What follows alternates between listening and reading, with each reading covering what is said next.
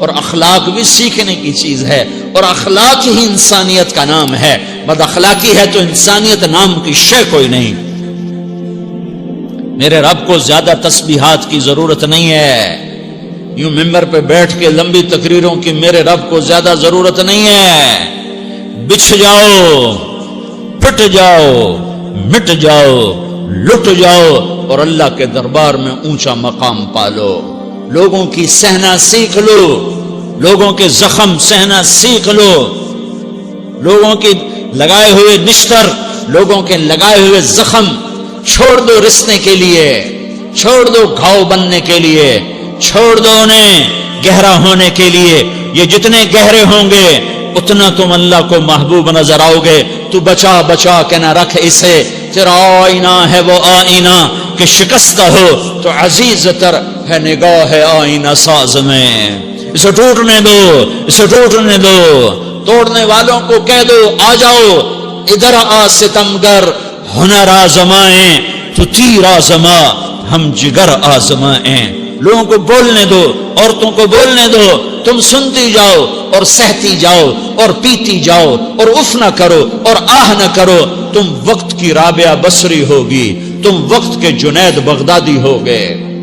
بڑے بڑے مجاہدوں والے اور بڑے بڑے بڑے بڑے عبادات والے، بڑے بڑے عبادات کے قطب مینار، اللہ کی قسم تمہاری گرد نہیں چھو سکتے، تمہاری گرد کو نہیں پا سکتے۔ تمہیں پہنچنا تو کہاں ہے، تمہاری گرد کو بھی نہیں پہنچ سکتے ہیں۔ اگر تم اپنے اخلاق قابو کر لو، اپنی زبان پہ قابو کر لو، لوگوں کی دل آزاری پہ چپ رہنا سیکھ لو، لوگوں کی تکلیف پر چپ رہنا سیکھ لو، اور لوگوں کی بدتمیزی پر چپ رہنا سیکھ لو، اور برے سے اچھا بننا سیکھ لو، برے کے سامنے مسکرانا سیکھ لو، تانے سن کر بھی مسکرانا سیکھ لو، تو تمہیں زیادہ نفلوں کی ضرورت نہیں پڑے گی، تمہیں لمبی لمبی تہجد کی ضرورت نہیں پڑے گی۔ تم وہاں پہنچو گے، تم وہاں پہنچو گے جہاں کوئی نہ پہنچ سکے گا، تم ادھر جاؤ گے جہاں کوئی نہ جا سکے گا، تمہارے مقامات کو کوئی پا نہ سکے گا آخرت میں، نہ دنیا میں نہ آخرت میں۔ اپنے اخلاق بناؤ، اپنی آخرت کو بنانا ہے تو اس نفس کو پاکیزہ کرو۔ یہ نفس پاک ہوتا ہے دو باتوں سے، ایک عبادات سے، ایک اچھے اخلاق سے، اور یہ غلیظ ہوتا ہے، ناپاک ہوتا ہے عبادات کو چھوڑنے سے اور بد اخلاقی کا شکار ہونے سے۔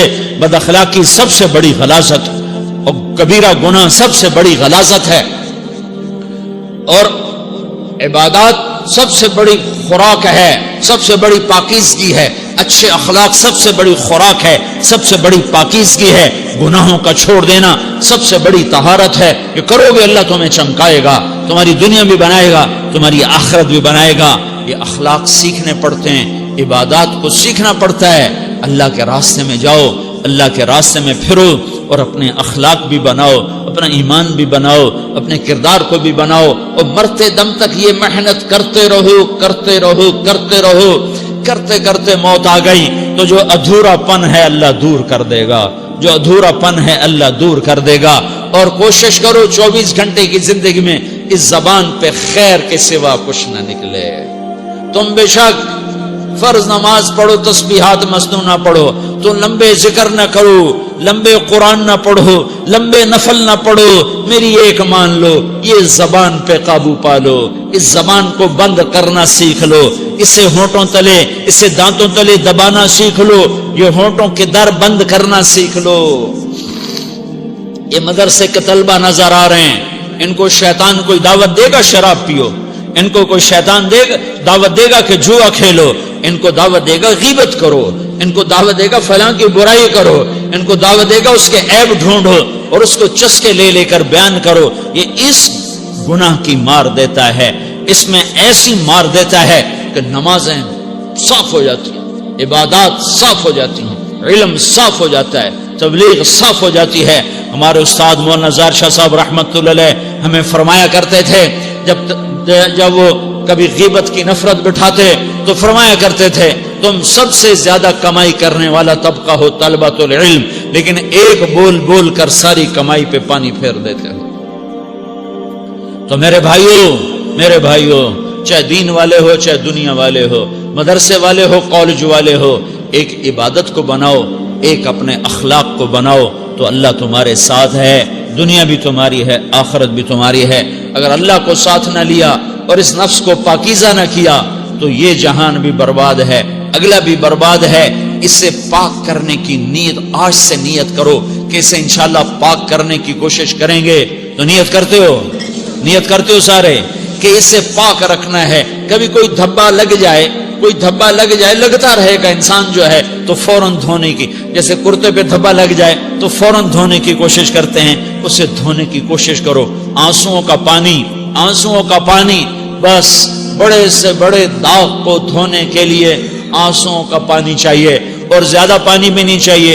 ایک مکھی کے سر کے برابر تمہاری آنکھوں کے کٹوروں میں آنسو تیر گیا جو صرف تمہارے اندر کو تر کر گیا، باہر نہ نکل سکا۔ تمہاری آنکھ اتنی بخیل ثابت ہوئی کہ تمہیں آنسو کا ایک قطرہ نہ دے سکی، لیکن اتنا دے دیا کہ تمہارے کنارے بھیگ گئے۔